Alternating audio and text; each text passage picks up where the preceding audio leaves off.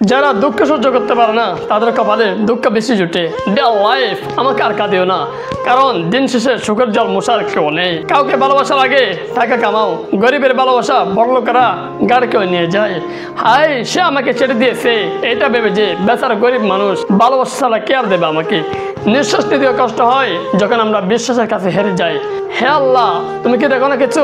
সবাই তোমার এই বান্দা তালে ঠকায়। এই পৃথিবীটাই বড় আজব, সবাই অর্থ চায়। যতই বলো তুমি মানুষ, অর্থ ছাড়া তোমার কোনো দাম নেই। আমি আমার খুশি কারোর সাথে সেলিব্রেট করি না, আমার দুঃখের কথাও কাউকে বলি না, কারণ আমি জানি এই দুটোই ভালোভাবে কেউ নেই না। সবার কাছে বলি আলহামদুলিল্লাহ আমি ভালো আছি, কিন্তু আল্লাহর কাছে আমি এতটুকু চাই আমার মতন ভালো আর যেন কেউ না থাকে। ও নিজের মতো করে মানুষ তো বদনাম করবেই। যারা বলে ভালোবাসার ডিপ্রেশনের চেয়ে আর বড় কিছু নেই, তারা হয়তো ফ্যামিলি প্রবলেমে পড়েই নাই। সুখের জিনিস বেশি দিন থাকে না, সেটা হয় খেলনা, না হয় ভালোবাসা।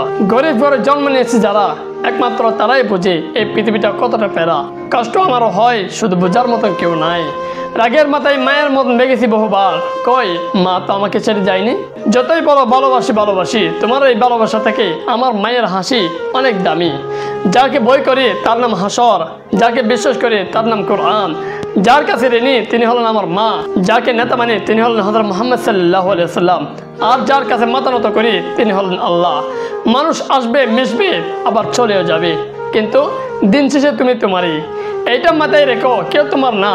যদি কষ্ট থাকেন চিন্তা করবেন না, কারণ সৃষ্টিকর্তা যার ভালো চান তারা দুঃখ কষ্ট পেলেন। একটা ছেলে সব কিছু সহ্য করতে পারে, বাট প্রিয় মানুষের একটুখানি অবহেলা সহ্য করতে পারে না। রব্বির হামহুমা কামা রব্বায়ানি সাগীরা। হে আল্লাহ, আমার পিতামাতার প্রতি দয়া করো, যেমন তারা দয়াময় যত্ন সহকারে আমাকে শৈশবে লালন পালন করেছিলেন। যাকে ভালোবাসো তাকে বেঁচে থাকার সুযোগ দাও, কারণ তাজমহল পুরো পৃথিবী দেখলেও মমতাজ কিন্তু দেখিনি। লোক লজ্জায় অনেকে নিজেদেরকে মধ্যবিত্ত বলে দাবি করি, আসলে আমরা গরিব। প্রিয়, তুমি অবহেলা বাড়িয়ে দিলে, আমি অভিযোগ কমিয়ে দিলাম। সময় ও পরিস্থিতি বুঝে তুমি স্বার্থ খুঁজে নিলে, আর আমি নিজেকে গুটিয়ে নিলাম। তুমি তোমার জীবনের যোগফল মিলাতে গিয়ে অবশেষে আমি বিয়োগ হয়ে গেলাম। প্রিয় মানুষের অভিযোগগুলো কখনো অবহেলা করতে নেই, সেগুলো শুনুন আর নিজেকে পরিবর্তন করার চেষ্টা করুন। একটা দড়ি যতটা শক্তিশালী হোক না কেন, একটা সময় সে বার সহ্য করতে না পারে, সেও ছেড়ে যায়। মানুষের ধৈর্যের শক্তিও তেমনি, যতক্ষণ সে আপনাকে তার অভিযোগগুলো বলছে, সে ততক্ষণ পর্যন্ত ধৈর্য ধরে আছে, আপনার পরিবর্তন হওয়ার আশায় সে। কিন্তু যখন এই ধৈর্য শেষ হয়ে যাবে, তখন সে হাসি মুখে আপনার জীবন থেকে চলে যাবে।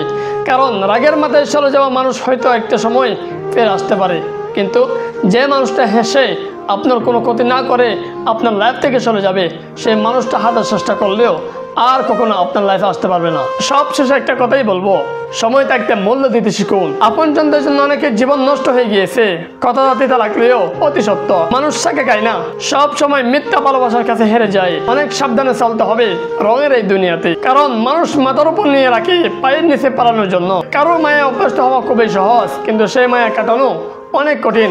আমি তাদেরকে কখনো ক্ষমা করব না, যাদেরকে পাওয়ার জন্য আমি সাপোর্ট করার রোগীর মতো কাঁদছিলাম। প্রিয় জিনিস বেশি দিন থাকে না, হয় বদলে যায়, নয়তো হারিয়ে যায়, আর নয়তো অন্য কারো হয়ে যায়। দূর, কষ্ট পেয়ে কি হবে? আমার আবার মন আছে নাকি? আমি স্বার্থপর নয়, আমি তাদের কাছ থেকে দূরে সরে যাই যাদের কাছে আমার বিন্দু পরিমাণ মূল্য নেই। যারা আমাকে স্বপ্ন দেখাইছিল তারা আমার পর ছিল, আর তারা আমার আপন ছিল যারা স্বপ্নটা ভেঙে দিয়েছিল। মানুষ হয়ে জন্মেছি ঠিকই, কিন্তু আসলে মানুষ হতে পারেনি।